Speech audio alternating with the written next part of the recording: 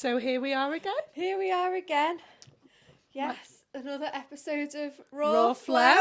Yes, welcome. Thank you so much for all your views and the people that have subscribed. It's wonderful to have you with us. Yeah, we had a great response. Yeah, we did. Yeah. After last time. It was brilliant. I really enjoyed it. I know. And I was laughing because I know we had quite a few people who viewed it, but then I did send it to most of my phone books. So Make sure everyone has a good look. yeah, make sure everyone watches. So as we said on the last one, we're going to be doing topics on each podcast. And we've chosen the first one today, which actually brought us here, didn't it? I guess. Did. Yeah, I'm actually a bit excited about this one. Now, we are unscripted. However, I have been thinking about it. I'm sure you have as well. Yeah. And yeah, spirituality, but it's so huge. Yeah, it's such a massive topic, isn't it? It is, definitely.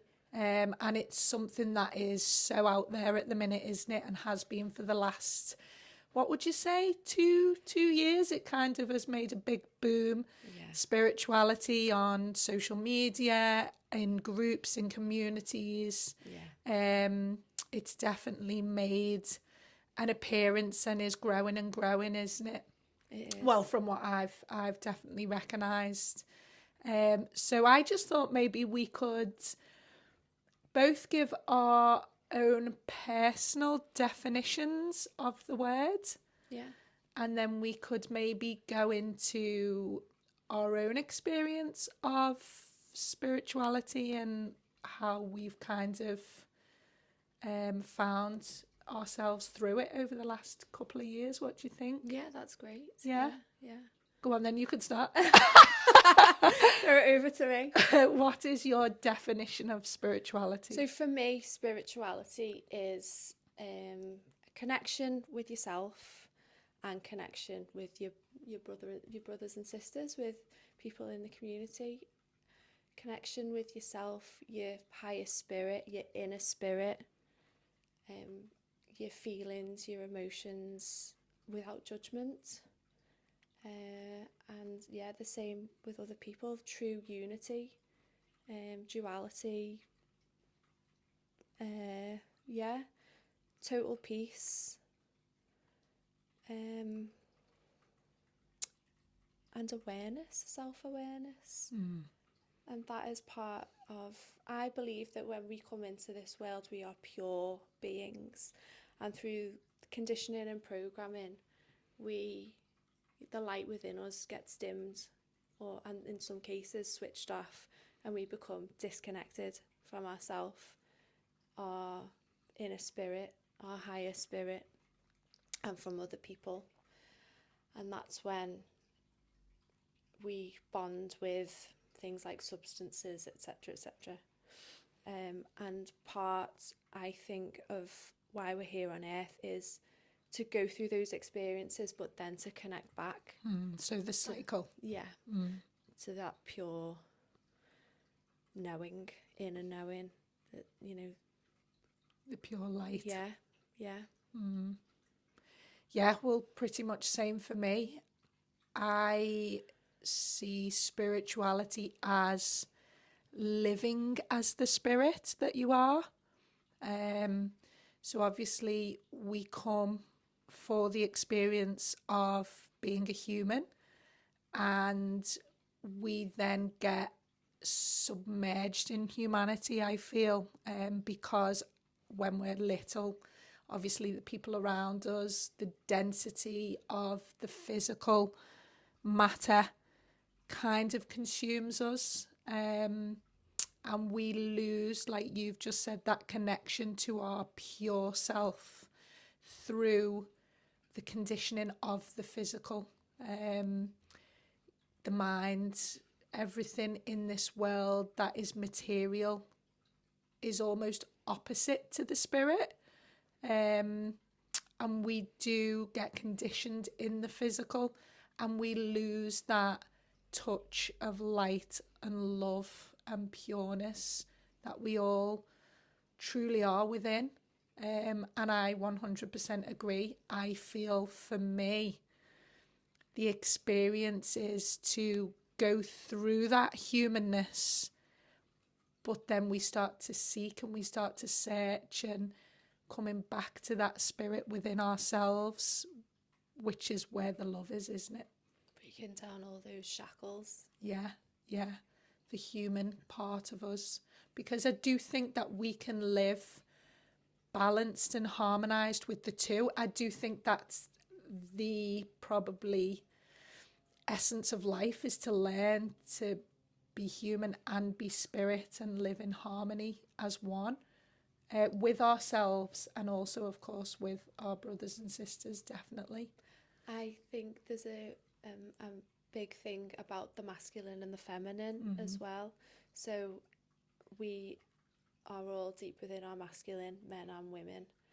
And this age of Aquarius, which we can go into a bit more, people might not understand what the age of Aquarius is, but we are now in the age of Aquarius, and I believe from reading the some things on White Eagle that this is the age where the rise of the feminine and the balance of the masculine and the feminine within each and every one of us. So men as well, because men have a feminine side. Yeah, so that's what I was just going to say. So when you say the feminine, it's not the female, is it? It's the energy. Yes, yeah. Masculine and feminine energy, which we both possess, don't we? Yeah.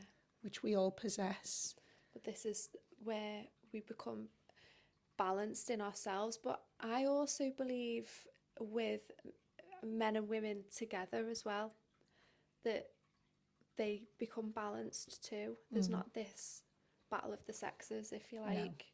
No. I think that's part of the age of Aquarius as well. Yeah, well, I think from my understanding, the age of Aquarius is about love, isn't it? It is about unity. It is about oneness. Which is the feminine. Which the feminine energy brings in, doesn't it? Yeah. You know, that wisdom, the nurture, the unity, the togetherness. Because I think for a long time, the world has been more masculine energy dominant, hasn't it?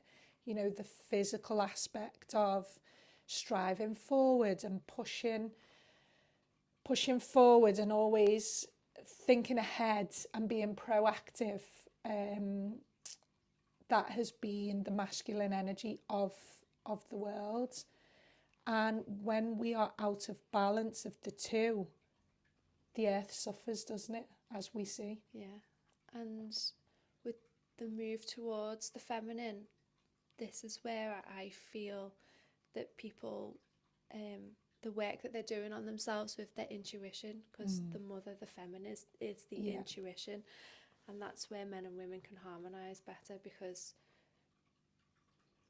the feminine is the intuition. Yeah. And the instinct. Yeah, the instincts, because the masculine is, more the physical. Yeah.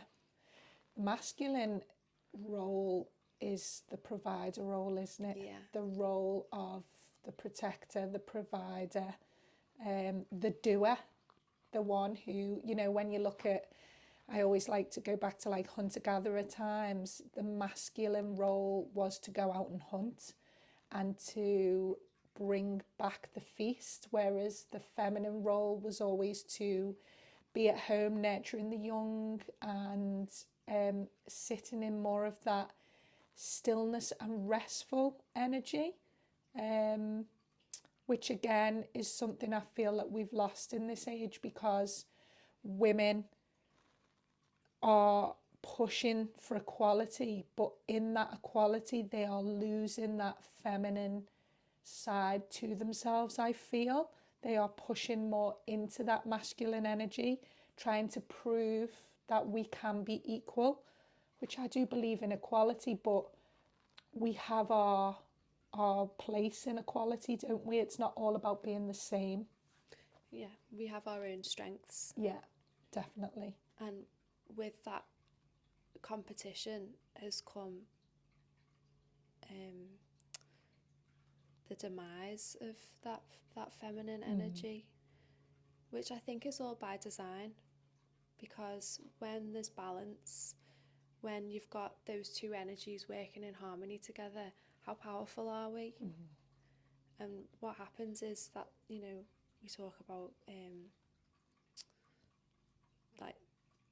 like women being oppressed, but it's been done on such a level that people don't even understand the level of it, because it's been done spiritually, and people tend to think it's that we don't have the same rights as men, as you've just said, or men get paid, you know, are in a higher pay bracket at work, or but it's so much deeper than that. It is deeper, and I think we often get distracted by those physical things of society, don't we? You know, it's that, for me, men and women should be paid equal if they are doing the same job.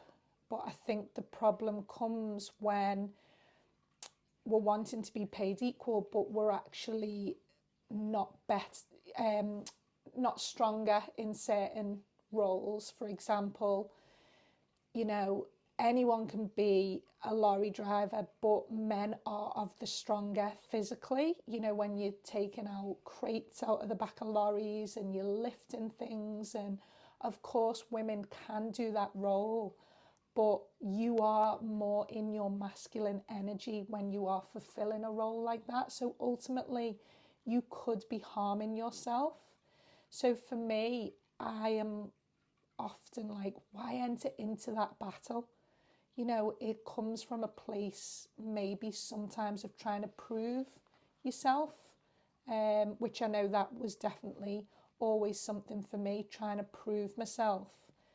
Whereas when you are balanced in the two, you don't need to prove anything because you're at peace. Exactly. You're in harmony with each other, bringing your own strengths.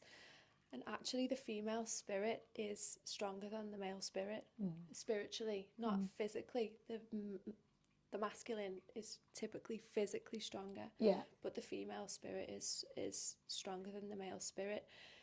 And I think you see that with, you know, with children. The girls are a lot more independent. They know their own mind. Boys need more of that nurturing. Yes. Typically.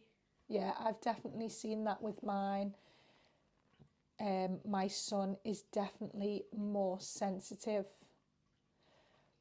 But then I've questioned myself on this and my mothering, because my daughters, I was always wanting to make them tough, make them independent, because there was a fear within me of the world being more masculine. And I always felt that they needed to be able to protect themselves.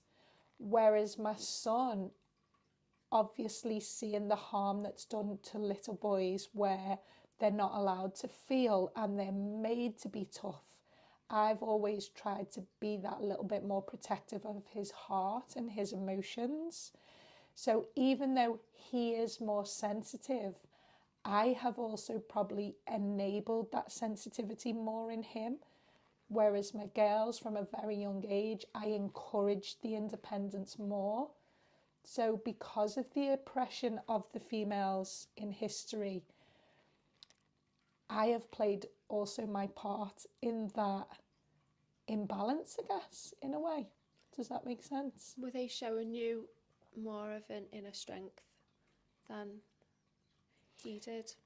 Well, my middle daughter, definitely. She was always very feisty, very independent, very of the masculine energy. Like, she'd be climbing, she'd be wrecking.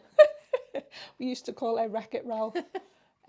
Whereas my eldest daughter was a lot softer. She was a lot gentler, a lot more of an observer. Which then I wonder, was that more the spirit that they were rather than the masculine or the feminine, you know? So when you were saying that, I was thinking of the inner spirit. Yeah, and that was more of their character. Because well, many of us, not everybody on the earth, many of us have been here so many times, haven't we? And I certainly, right from when my youngest was little, I knew that he was an older, wise spirit. He is so calm, so kind, and very individual. Doesn't really care what people think. Very mature. And yeah, I just have this feeling that he's been here. He's definitely been here before. And a lot of people say that, don't they, about children? Oh, she's been here before, or he's been here before. They have that knowing, don't they? Yeah. And because they've been here so many times, I mean, his spirit might be so much older than mine. He might have been sent here to show me something, to show his dad something. And it's not always about this physical of we're older and we're here to show them something. Actually, they can teach us more than we can teach them, because they've not been through as much conditioning as we have. They're more pure. They are. And I feel like, for me personally, I have evolved so much more when I have allowed my children to teach me. You know, because I have learned so much from them about how to be that pure, loving, innocent spirit, because children are so innocent, aren't they? They are so mindful, they are so present, they are so full of joy and curiosity, which we lose so much as we get older, don't we, with the weight of responsibility and the pressure we put on ourselves and the persecution. We're always criticizing ourselves. Children just do not do that. They are just who they are. And it's beautiful, isn't it? Yeah. They are the spirit. And so when I've allowed myself to look at them through the eyes of a student, rather than thinking, I'm the adult, I know what's best, you will do as I say, I feel like I have evolved so much as a person. That's incredible. And, you know, when you watch little children, and I know there's a parable from Jesus, Yeshua, and I think it's when you become like a child, you will enter the kingdom of heaven.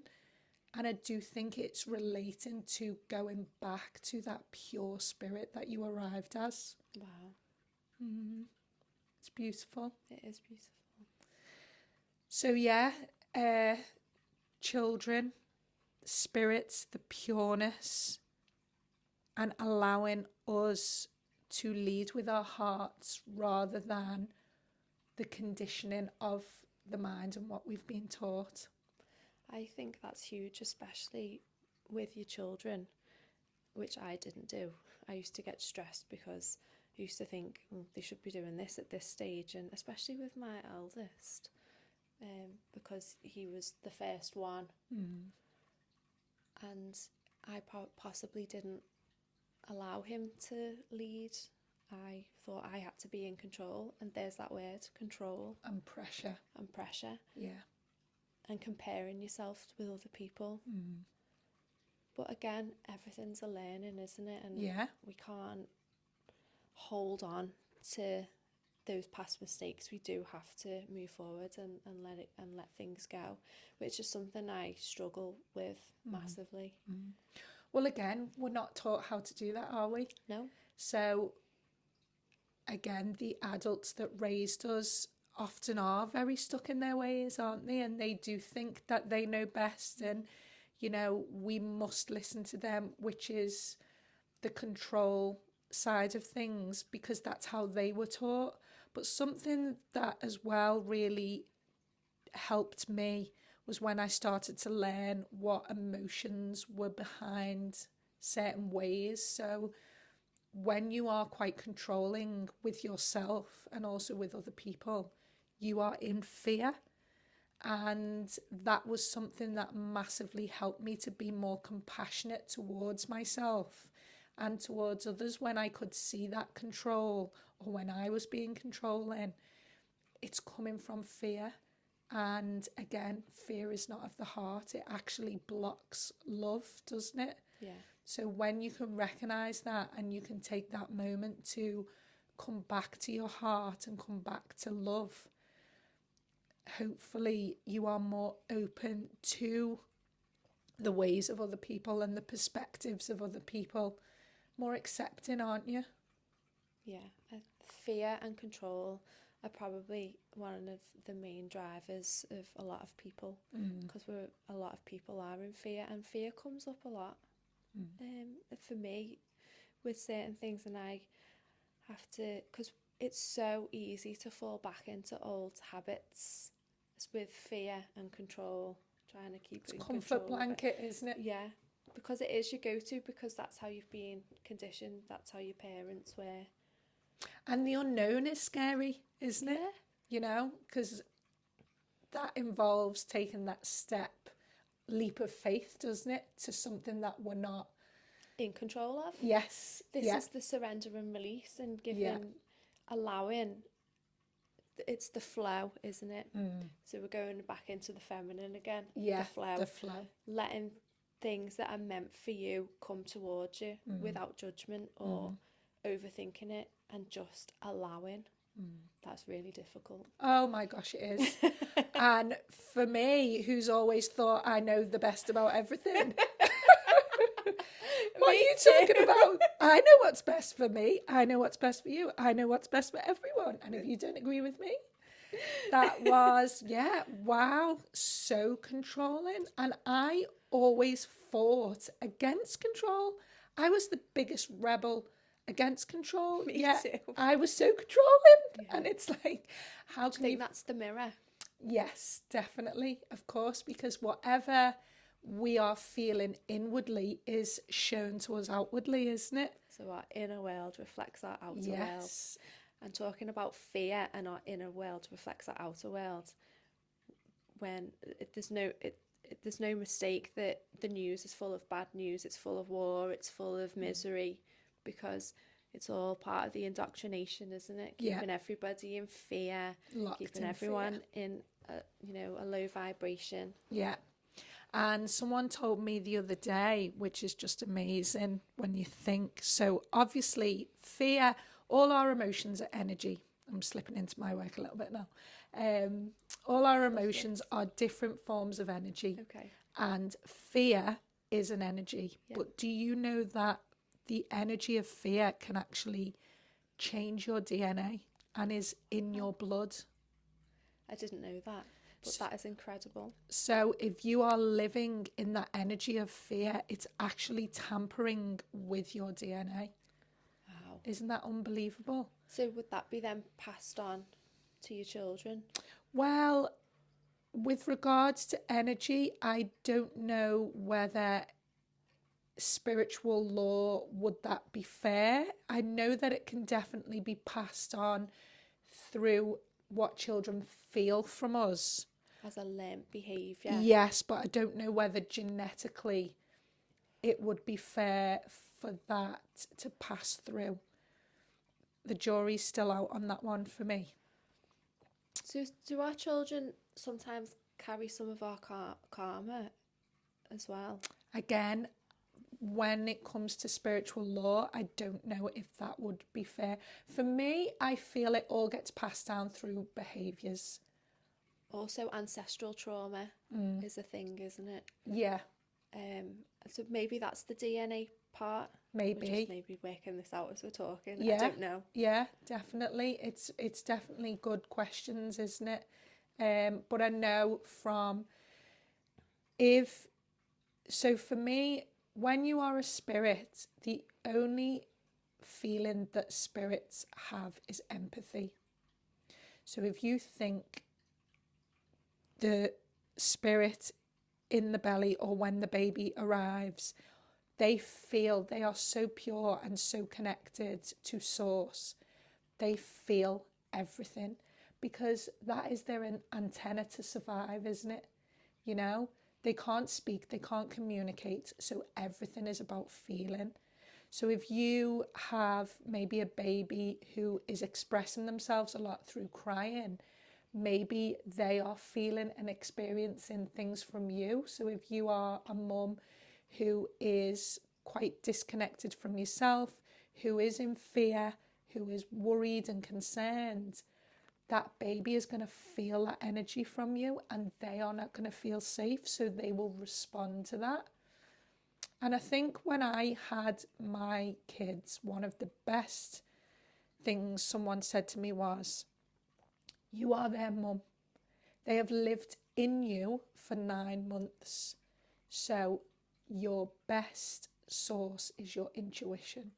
Connect to that intuition, that femininity, and that's what your baby will respond to. That's really good advice. And that's what, always got me, even though I was, with my first a little bit in fear, because you're like, oh my gosh, this is just purely on me. Things just looking at me for survival, and I'm like, ah.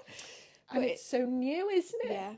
But it's interesting that you should say that, because a long time ago, when babies cried, women were told to just leave them. And we know now that puts them into fight and flight. It dysregulates the nervous system, and they become that exhausted that they give up. It's not because they're rested and they're self-soothing, which is what women were initially taught. But if you speak to any woman who went through that process, and they say, I was outside the room crying, and because their intuition is literally screaming at them to go in and pick that baby up, because the baby needs that contact, because like you they say, need to feel you. They do. You're their safety, aren't you? Regulate them in those early times. Yeah. And I think that's why a lot of us are totally dysregulated. Our nervous systems are dysregulated. I think I came into this world with PTSD from my mum, because she'd been through so many like traumatic experiences. I don't think her marriage to my dad was particularly, she didn't feel safe in that for whatever reason. And I think I picked up on that. So, well, was she living in fight, flight and freeze? That's what I mean. Was she calm? Was she relaxed? Was she living in her heart? So I guess, that energy of your mum was of fear, wasn't it? Of that, well, when you're in fight, flight and freeze, it's that like neurotic energy as well, isn't it? I always see it as a bit chaotic. So you as a baby would have felt all of that, and you probably didn't feel safe, did you? Yeah. And then my mum did the leave to cry thing off the advice of my nan, who had raised 4 children, and she was told to do the same thing. So it's that passed down information that they think they're doing you a favour. They think they're helping. It doesn't come from a place of anyone being horrible. And so then there was that on top of that. Yeah.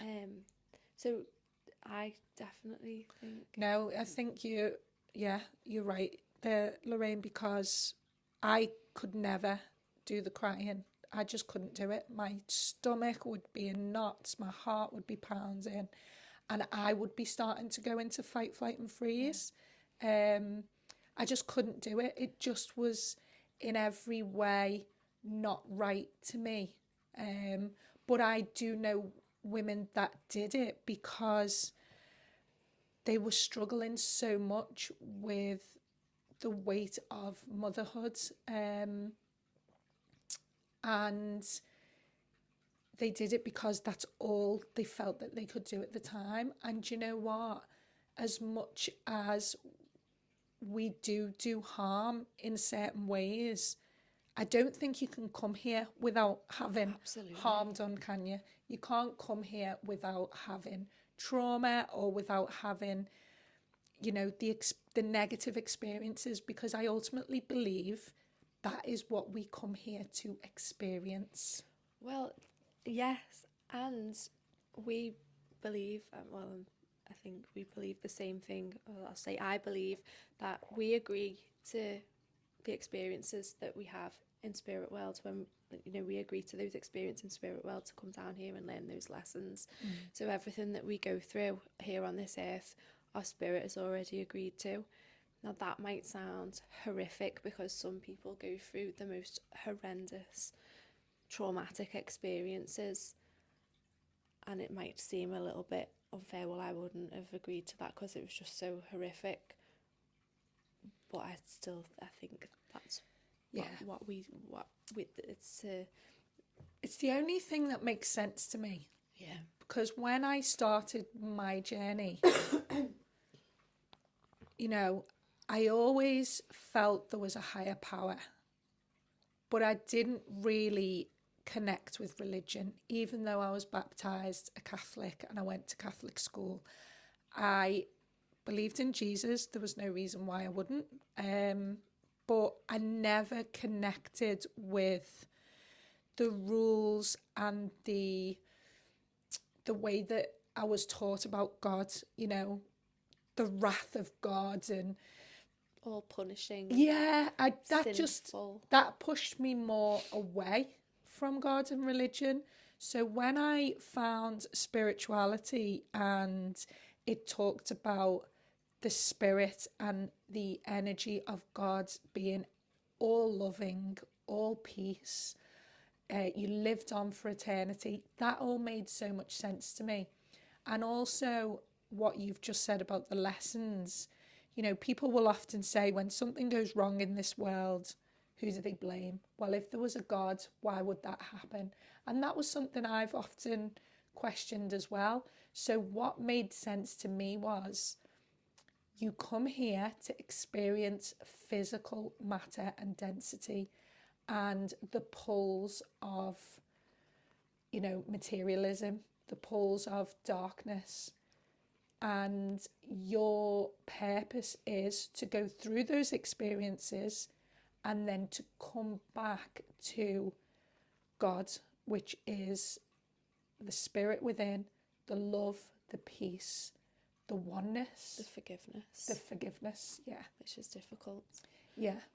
So that is what made sense to me. Well, that makes sense. We come here to learn, you know.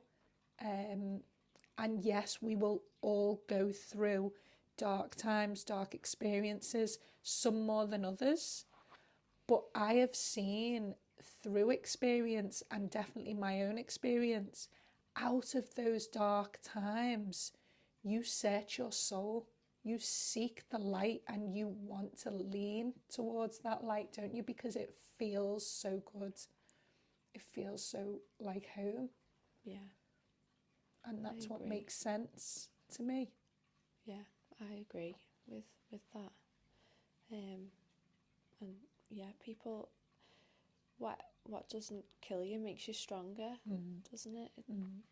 It's those experiences that elevate the spirit, that give you that strength. You find strength that you never thought that you had. It's the true learning. Without the darkness, we wouldn't appreciate the light. So there's learning in both, isn't there? And also feeling that darkness. I mean, I know for myself, when I've been in those ruts, you feel so disconnected, don't you? Not just from yourself, from everyone and everything. You are literally stuck in a dark hole, aren't you? And that feels horrid, doesn't it? Whereas when you start to work your way back up and the lightness again, you begin to feel in yourself, and the calmness and the peace, that's the difference to me, you know, in how you actually feel here as a human.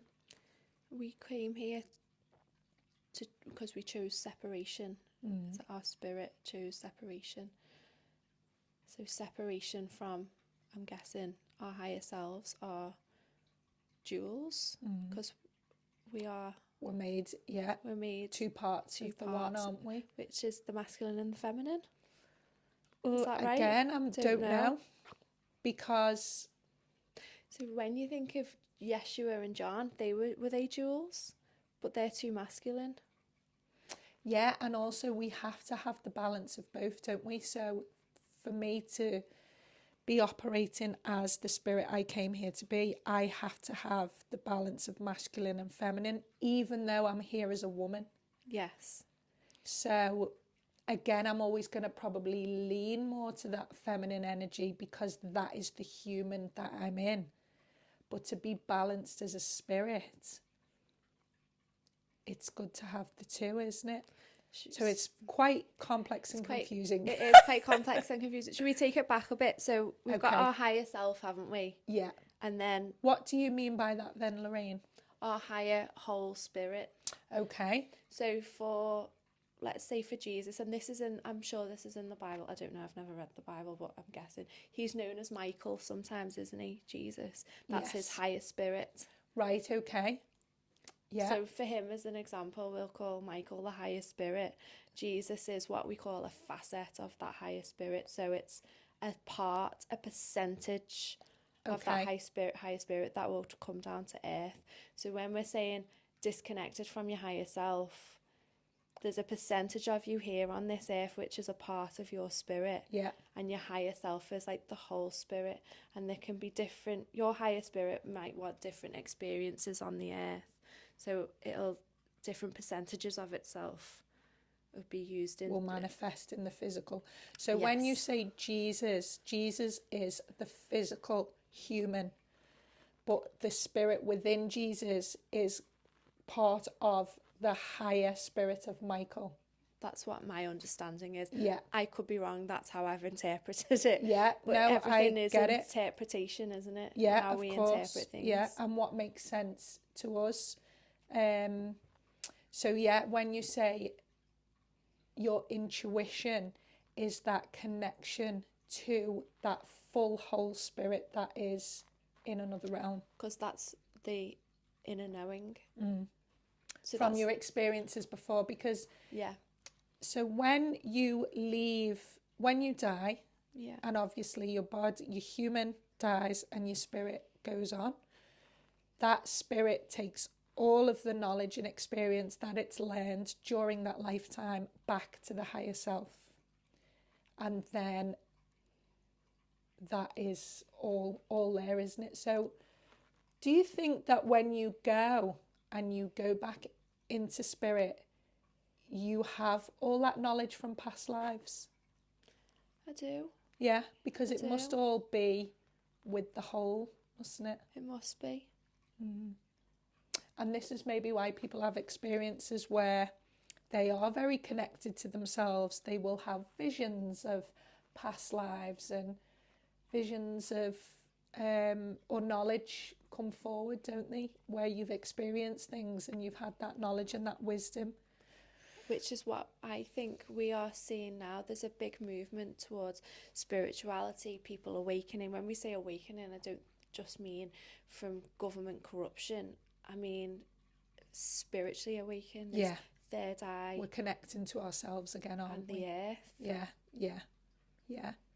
Okay, so where did it start for you, Lorraine? Like, where did your awakening to spirituality begin?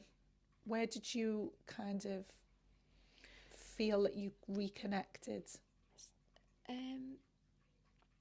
So going back further than that, when I was little, I believed in God, and then I remember being in year 5 or year 6, and one of the boys was like, "That's like ridiculous believing in God," and I was like, "Oh right, so I don't believe That's in not God. cool. I don't believe in God anymore."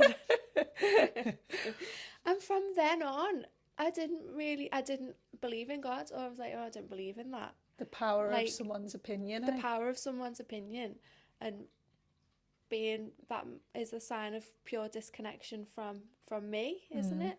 Mm-hmm. And yeah, caring about what other people thought, and it wasn't cool, and it was a bit and I remember meeting my ex-husband, and he did believe in God, and I just thought he was mental. I was like, how are you like so clever and you believe in God? That's like ridiculous. So I proper judged him there on that one. And it was only when I had been through so much, I'd been through had an eating disorder, I was drinking too much, I'd gone going through a divorce, and ended up back in my mum's house with my children, and probably very disconnected from myself, in despair, didn't know where I was going, just surviving. Lost. Totally lost, didn't know who I was. And my mum had started going to a spiritual group, and I'd always been really interested in spirit, but probably more of the side of it that we would stay away from now, like going to a fortune teller. Yeah. Well, there's again, that's that seeking, seeking I need validation, or I need to feel safe in what's coming. I need to know that I'm gonna be a family again. That was something that drove most of my dysfunctional behaviour, is this drive to, I need a safe space. A safe space for me and my children to be a family. That longing for a family, Yeah. which is belonging in a way, isn't it? I suppose. Longing to belong. And it's funny you should say that, because not now, but I never felt like I belonged anywhere. Always felt like an outsider. Never felt like I fitted in. Yeah, I agree. I can relate to that. So started going to this spiritual group, and I think it changed my life. It was connection, teaching about spiritual health and safety that we're not really taught about. Yes, yeah. Well, So, that's something that we definitely recognise now, don't we? Which is everything, isn't it? With spirit, with when something booms, it comes from a pure place, but there's always going to be that contamination, isn't there? Because the dark always tries to interfere with the light, doesn't it? Well, the dark try and push us off our path, but I also think, I look at it as the dark have their job to do. Yeah. So yeah. In the White Eagle books, he talks about the Great Spirit. We probably would say the Great White Spirit, wouldn't we? So, if he's the creator, or the Great Spirit is the creator, and the dark's being created, it's being created for a reason. So it's to help us all move back towards God, is what I believe. It's for evolvement, isn't it? Because without that darkness, we wouldn't want to grow. We'd be just in bliss, wouldn't we? Well, that's why we shouldn't judge the dark, because they've got their own job to do. They've got their role and their purpose. And it was somebody from the meditation group who said that to me, and I just couldn't comprehend that, because I think around darkness there's so much fear. We go back to the word fear again, and I think that clouded my judgment with things, but it's all a learning, isn't it? Would you not think that also comes into the indoctrination and the conditioning of good against evil? Yes. That is the battle, isn't it? That is the war. It's like, oh, don't go near them, they're evil, or don't speak to them, they're dark. And it is that constant right and wrong, I think being in this physical realm, we are brought up on judgment, aren't we? Everything is a judgment. It's like, that's good food, that's bad food, that's good, that's bad. Everything has a good and bad place, doesn't it? And unfortunately, that is how we continue to see with the physical human eyes, isn't it? Yeah. Whereas spirit, everything just is what it is. Everything has its purpose, everything has a role, and it's accepted. Well, those 7 negatives that we were talking, because we've known each other for years and years and years, but we connected again through that spiritual group, didn't we? And that spiritual group teaches a lot about the 7 negatives. But those and we can go into those in a minute, but those 7 negatives ultimately are a learning, because I think if you engage in any of those 7 negatives, it's because you feel like there's something lacking within you. You're needing something outside of you to make you feel better. Yeah, and it's a good guide, isn't it? Because absolutely. If you're seeking and you're lost and you're starting off on your journey, trying to come back to light and love and connectedness, there are a lot of things in this world which will pull you down, won't they? They will keep you anchored in those, like you said before, shackles and dense feelings and negative emotions. Can you remember them all? Testing me now. I always get to 5 and then I'm like, So if you engage in any of those 7 things, your vibrations are lower and the dark will come in and disrupt your life and affect your life in 3 ways, is it? So you've got your finances, relationships and health. Yes. You'll be affected by those things. So we've got gambling, but there's a grey area with gambling. So it's when it becomes a problem and an addiction. So putting the lottery on every now and again is not going to... To me, Lorraine, it all links to addiction. Every single one of those 7, like you've just said, because you're seeking outside of yourself to make you feel better, you can get addicted to all 7 of them. Yeah. I think, personally. So even engaging in it will bring your vibration down in a way. Okay. So you've got gambling. Gambling, alcohol. Or is it drug and alcohol, are they one? Or is it No, alcohol I think they're separate, drugs. So psychoactive drugs, it's not like prescription meds, but unless you abuse them, so it's your intention. Yeah. And we can go back to drugs in a minute, because that was probably one of our triggers. Yeah, definitely. So gambling, alcohol, drugs. Divination. Which is seeking the future, isn't it? Yeah. Which is where, again, we can get addicted. I feel people who are vulnerable, who are needing that security of, this is what my future looks like, I'm going to be okay. That's when they can get addicted to divination, going to fortune tellers, which is really validation, isn't it? That, you know, you're all right, this is your path. But ultimately for me, if we're meant to know the future, we'd know it. How are we going to learn if we are constantly being told the future? You're giving your power to somebody else. Yeah. And you being told something could change your path. You also don't know the spirit that is with that person telling you that message. Because it is coming from a communication of spirit, isn't it? That's how they get their information. They are being given it by a spirit outside of themselves. There's a difference with prophecy though, isn't there? So prophecy is where you're not asking and seeking information, it's given without you seeking. So it's this seeking. Yeah, because there's a lot of prophecy in the Bible, isn't it? Yeah. Which I know that people often get this confused, don't they? So divination is where you are wanting to know the future, whereas prophecy is given by spirit to bring you hope and security, but you're not actually asking for it. Yeah. It's given to guide you, isn't it? So that's the difference in the two. Yeah. Witchcraft is another. Which is what, Ouija boards? No, that's a separate one. one. Is it? Okay. Yeah, witchcraft.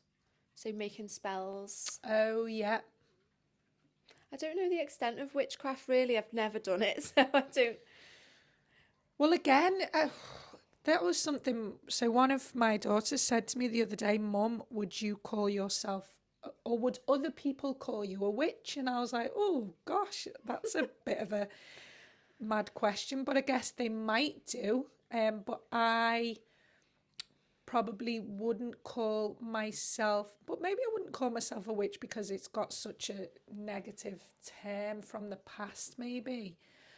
But I guess if you got a herbalist, for example, they work with the earth, don't they? They cure through herbs and, you know, things that you probably could call medicines. So there's a light and a dark, isn't so there? again, there's a light and the dark, whereas if you are going down the road of witchcraft, doing potions to harm or to disrupt your brothers and sisters, then that probably would be more of the negative, wouldn't it? The darkness. Yeah. Yeah.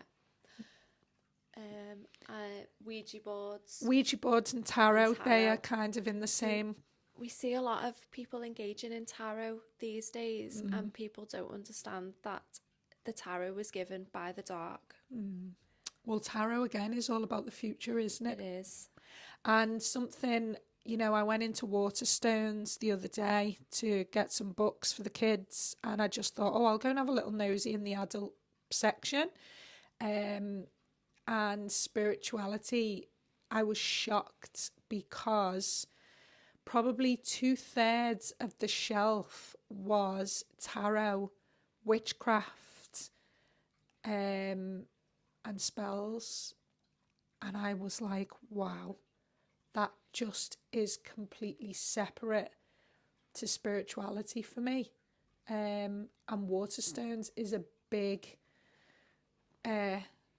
company, isn't it? There's one in every town. So that was quite scary, that this is what people unfortunately are, I feel, mistaking for spirituality. And that connection. And the last one is horror movies, supernatural horror movies, because you're being entertained by the dark.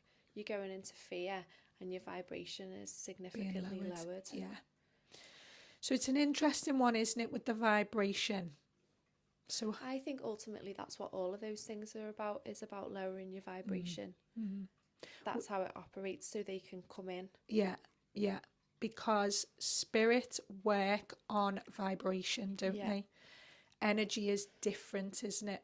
So if you are of the lower vibration, which basically means, I feel, if you're living hell on earth, and when you think of all those throes of addiction, alcohol, drugs, total dependence on someone else to lead you through life,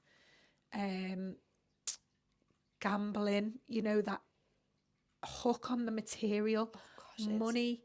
It's such a terrible thing. It's gambling. life destroying, isn't it? I work with people with addiction, and gambling's a behavioural addiction. It's not a substance addiction, but the grip it has on people, and you can actually see the look in people's eyes. I can tell if so I know a few people who've got a gambling problem, and I can see it in them when they've been in it, and they come and see us, and because sometimes they haven't been in it and they look okay, they almost look mesmerized, like hypnotized, and this like weight of the world on their shoulders. It's like a look I've never seen. Well, when we talk about distraction, it is like they're hypnotized in a way, isn't it? Because all they're focused on is that need and that want for the win, isn't it? It's the win. It's not even it. Which is the high. I guess it's another type of high, isn't it, to substance? Yeah. Because it's that quick feeling of elation, because they are in such a lower vibration, aren't they? And you've hit the nail on the head, because actually I don't think a lot of the time it's about they're getting the money, because as soon as they get it, they give it away anyway. It's that whole process. Cycle, That whole cycle. And, if we go back to the neuroscience of it, rather than the spirituality aspect of it, which is the human, isn't it? The human, that neuro pathway of the drive to doing that to soothe is so strong that all the other pathways go deplete. So the grey matter in the brain is completely diminished, and that's why, and it's just that drive towards that behaviour that's strengthened time after time after time. And what does help to rebuild new neuro pathways and build up grey matter again is meditation. So it's building that spiritual connection. But you know what, Lorraine? How hard is it? I mean, meditation's difficult when you begin anyway, isn't it? With just the distraction of the mind. But can you imagine how hard it must be to be in the throes of addiction and trying to meditate? Because when you meditate, you are still, aren't you? You are in your body and you are trying to be mindful, which means you are feeling. So for someone who is in addiction, they don't want to feel, because all of their feelings are guilt, shame, persecution, fear. Who would want to sit in all of those uncomfortable feelings?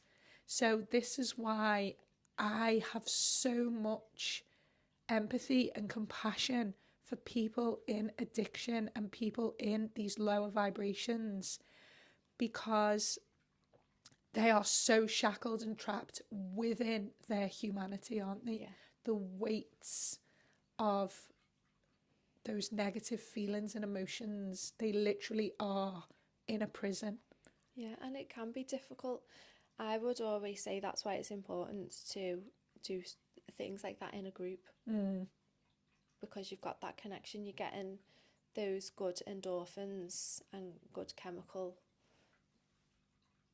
whatever they're called, Balances. balances in a group, because you get that from being in a group anyway. Yes, and I was talking to a friend yesterday who is on the other side of addiction, and he was sharing with me that one of the things that really helped him, it wasn't like an organised group like AA or anything like that.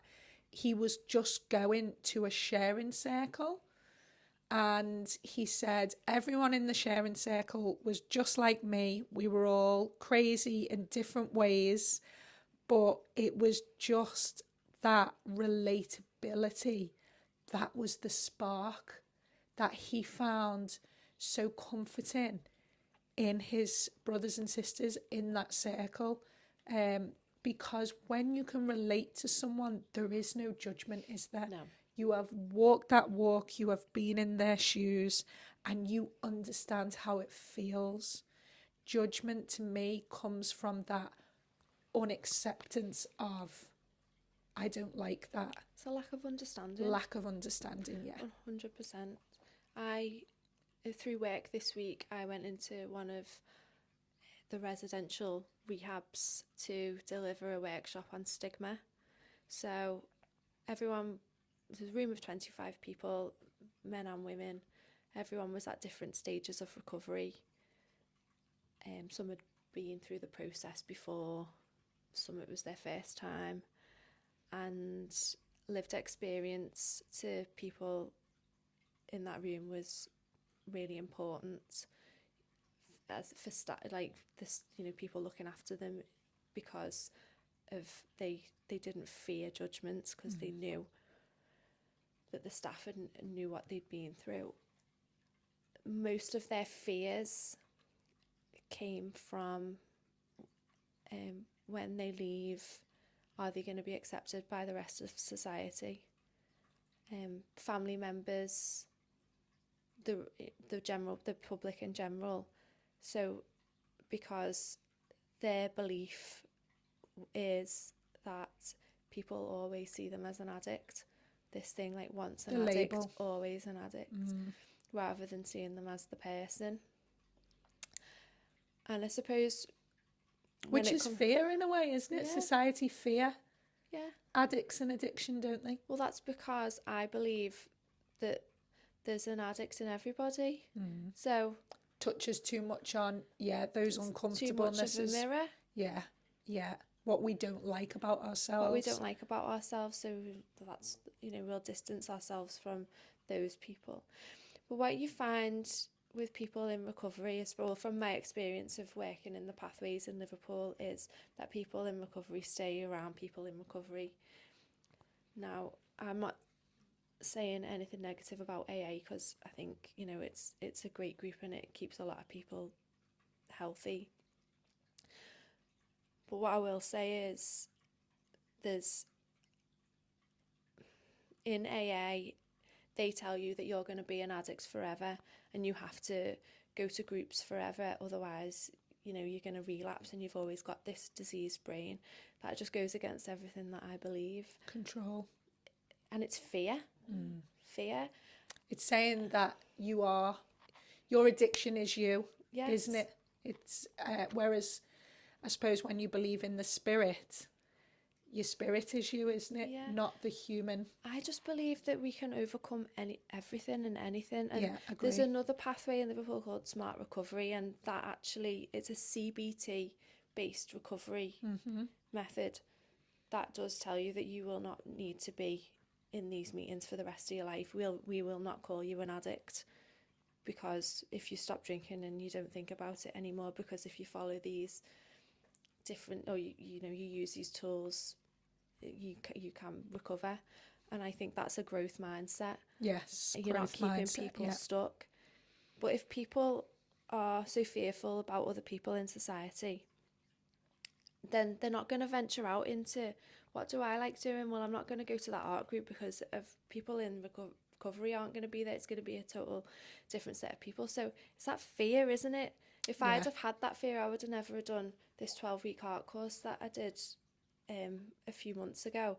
And it was like one of the best things I ever did. And, I used to have an alcohol problem.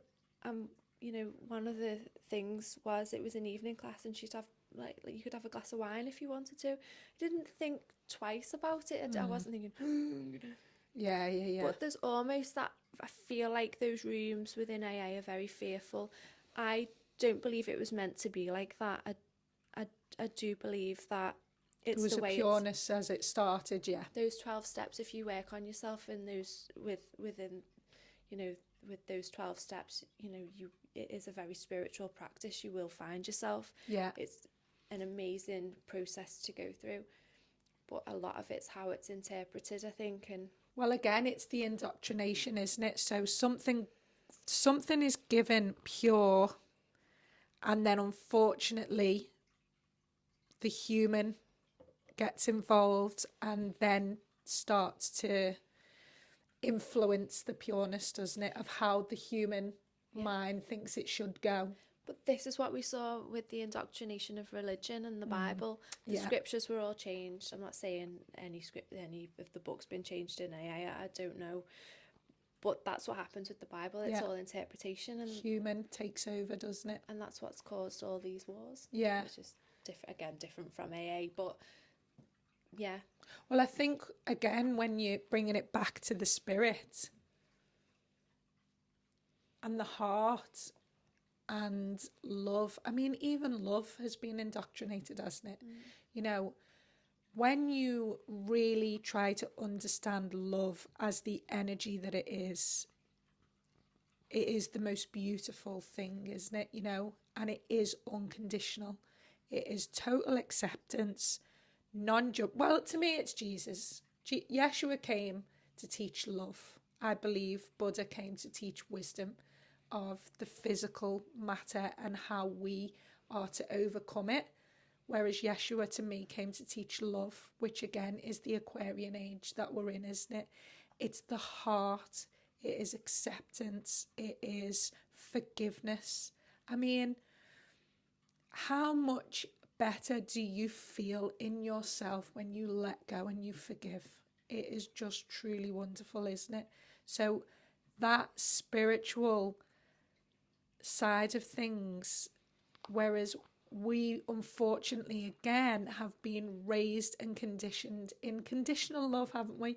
I will only love you if you do as you're told, you be a good girl, and you do what I need you to do. You behave how I want you to behave. Yes. And what are you going to do for me? Yes. It's transactional.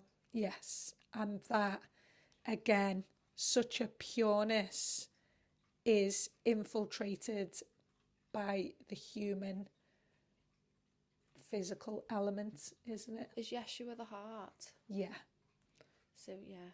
He's in all of us, isn't he? Yeah, the Christ within is the stillness. And he's the sun. Mm-hmm. So our physical sun, but also the Son of God. Yeah. Which the sun is the light, isn't it? And so the light within us. From what I understand, the masculine energy is the power. The feminine energy is the wisdom. And when the two come together, they create the sun, the love, the light.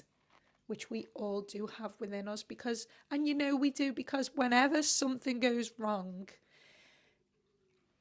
there's always that yearning to help, isn't there? Yeah. We do come together in crisis. We come together in chaos. You know, we're in terrible times at the minute. There are a lot of people getting hurt and suffering, but it's not the people. It's unfortunately the leaders that are lost, because they are in that experience of, we know what's best. They are led with fear, control, wanting to gain power, whereas people, power without wisdom. This is again where you need the two, don't you? You know, if you are out of balance and you are in more of one energy, then yeah, unfortunately we get steered And this is away, where don't we? our inner world, our outer world reflects our inner world. Because that's what we're seeing. That's what we can see, isn't it? That those wars, and I have to, it's awful. And I do think all those innocent people, we can't do anything about it. I have to take it out of my consciousness. I can't sit and watch the news and sit in fear, and because then you indoctrinate. Well, you're also, in my eyes, when we talk about consciousness, you're adding to the collective consciousness of fear, aren't you? The manifestation. So I didn't have a really clue what was going on at the minute, which is how I like it, to be honest, because I do get pulled down by it all. And, you know, there's truth in that saying, isn't there? Ignorance is bliss. But I feel that as humans, when we think we know what's right for everybody else, which is what these countries are doing, aren't they? I know what you need to do and you're wrong. When we are in that mindset, we will always hurt each other and hurt ourselves. You know, when we're in the mindset of love and acceptance, it's about what we give to the world, isn't it? So I try to say to my kids, concentrate on yourself. What are you giving out? Don't be worrying about them and criticising them. What are you giving out? As long as you are giving out that purity, then that is your part to play. So that's where the saying comes in, you heal yourself, you heal the world. Yes. Because if everybody is healed and we've got that Christ consciousness running through us, the light, the balance, if we all work on ourselves individually in that way, then it has a knock-on effect because of the vibration. And this is why the news is so harmful, because it constantly distracts us and is planting seeds and opinions that aren't true, but yet we believe and we hook into that vibration of fear, and then we're disconnected from ourselves. And you know, you feel it, don't you? Yeah.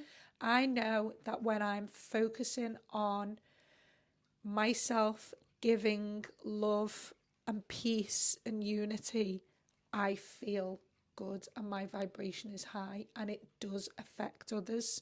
You know, if you're on that high vibe, you are an influence, aren't you? It's infectious. Laughter, you know, smiling, joy, it is infectious. So if you can concentrate every day on that, the heart and the spirit of yourself, you will affect the world.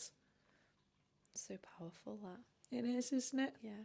And I suppose when we know that, that's quite comforting, isn't it? Because we don't have to be healing the world, changing the world. We just need to concentrate on us. And I do believe we come here to learn forgiveness and love. They're the two things that for ourselves and for other people. And that's the... Well, ultimately, I think when you can't forgive someone else, it's because there's guilt within you. Yeah. If you really get to those levels of digging,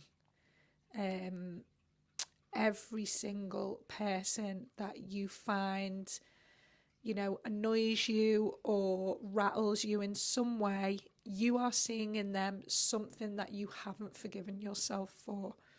That's how I see it. I would agree with that, because it's that deflection, isn't it? Yeah. And I know it's the hardest pill to swallow. Yeah. Because you're so like, no, it's them. It's them. It's not me. But when you open yourself to that possibility, again, you start to grow in so many ways, don't you? Let it go. When you can, sometimes it does take somebody to let their guard down and say, I'm sorry. There's a freedom in that, There is. because the ego has to back down. And, the ego's not bad. It has its place, doesn't it? It does. It's there to protect us. But we do have to be aware of it. And I think it was you that said to me a few years ago, when you judge somebody else's ego, you're judging your own. Yeah. So if you see an ego. Yeah. It's yours. Definitely. Yeah. Because it's that relatability again, isn't it? What I've been experiencing recently is when somebody riles me, I see a version of my old self in them, and it annoys me because I haven't forgiven that part of myself, That's such good awareness. That's really good awareness, because I've never thought of it like that. Yeah, it is. And that's only come to me when I sit in stillness and I write about it. And as I'm writing, I'm like, you've done that. You've been like that. And I'm like, oh my gosh, I have. So that is where the forgiveness comes in. You have to forgive yourself. Acceptance. And accept that you were the way you were at that time for a reason, for a learning, for a purpose. And it's time to let it go and forgive. Because you wouldn't be who you are now without that learning, would you? No. So I think we need to wrap it up, Lorraine. I don't know how long we've been gabbing, but I could literally sit for another hour. Spirituality. We could do a part 2. Do you know what? There's so much to it, isn't there? Yeah. And we may have said we were going to go back and talk about something, and we haven't. So if anyone's got any questions as well, feedback, please. Anything that you want us to go into more. Yeah. And other thoughts, other views, other opinions. Let's just quickly go into the plant medicine, because that was probably one of the reasons. Yes, that was the trigger, quickly. wasn't it, that brought us here? Because that's just come to me then. Yeah, okay. So, plant medicine is something that has raised its head with probably ancient traditions coming forward from different countries, isn't it? From different areas. So, for me, plant medicine has a certain place in traditions, in cultures, I would say. I feel like we all are born where we're meant to be, again, to learn traditions, cultures of what we're meant to learn. Tribes would have used plant medicine years and years and years ago, wouldn't they? Because that was all they had. Everything is intention, and I believe that we are here in the human physical body to learn through experience and through physical experiences. I don't believe that the answer lies in another realm. I believe the answer lies within us, within our spirit, and we learn it through experience. Yeah. And one thing that we saw somebody saying is to do the inner work, to go deep, you need to go turn to the plant medicine. And I just thought, whoa, absolutely not. This is why we're here on earth, living every day with the triggers that we have, the experiences that we have, and being self-aware is part of that learning. The danger for me is people sitting in circles using these, ayahuasca or cambo, and purging and being like taken to other realms. Well, you're in a room full of loads of different people, loads of different energies. What are you mixing with? Like who's coming in? There's like I just feel like there's a danger there. Yeah, I agree, because knowing how energy works, energy doesn't disperse, it shifts. Yeah.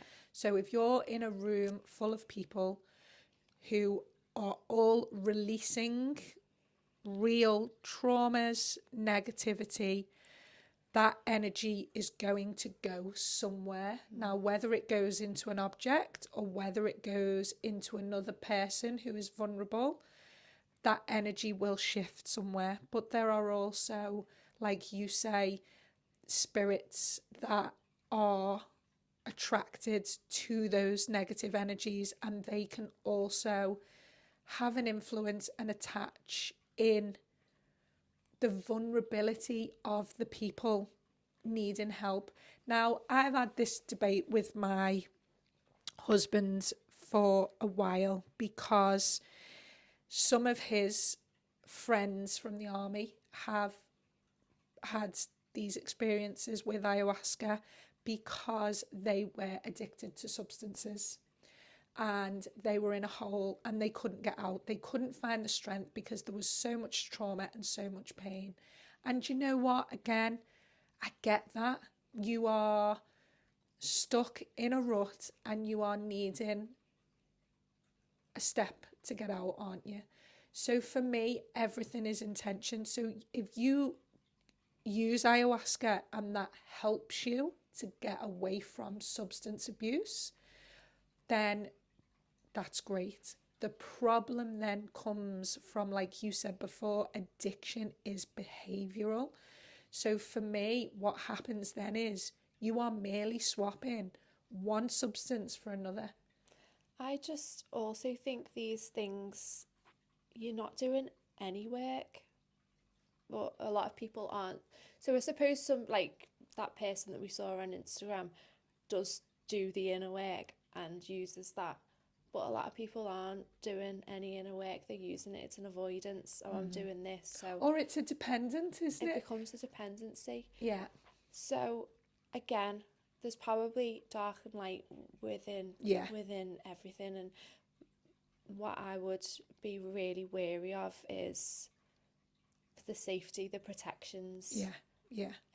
And the intention of the host, because at the end of the day, there is a lot of money also being made from, these ceremonies, isn't there? And unfortunately, if the host isn't pure with their intention, if they want to make money, or they are being influenced by a greed or something within themselves, then that is going to ultimately affect the energy of the ceremony as well, isn't it? Well, and the spirits that are around. Because I don't know too much about the tradition, but it was done in tribes, wasn't it? And you'd have a shaman, and it was done for that experience of maybe finding heads or the wisdom, or there was a place for it. I don't think it was purely to heal your traumas, correct me if I'm wrong. Like I say, I haven't looked into it too much, the traditions, but I think the trigger for us was that is all you need to connect back to your spiritual self, wasn't it? No. And we both could see the dangers in that, because the first thing I said was, if you have come here to have a physical experience, why does the answer lie in something outside of you and also in another realm?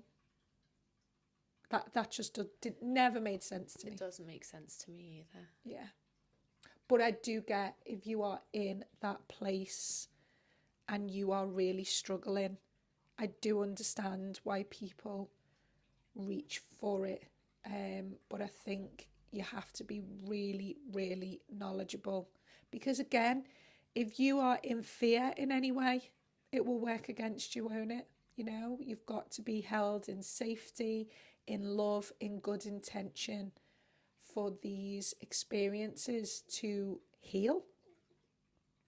And a lot of people go through some awful experiences, don't they, while they're having the ayahuasca or the cambo. It's really, I've heard a lot of stories. It's not very nice. Yeah.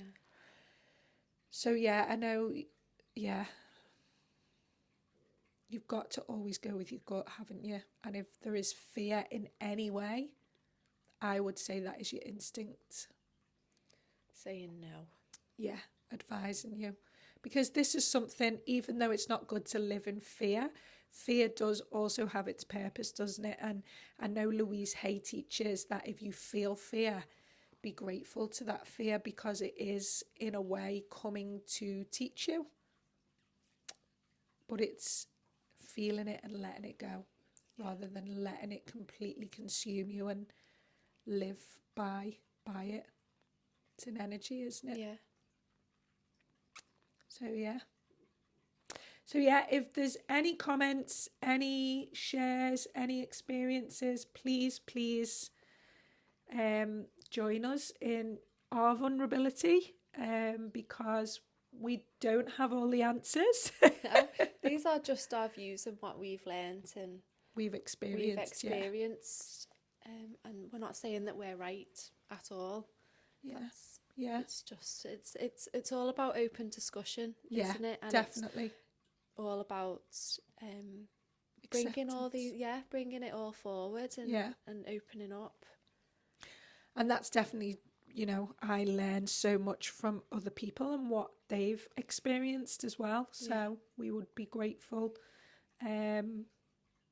if anyone wants to add anything in or ask any more questions, or like Lorraine said, go into any more detail on anything else. Yeah. Okay.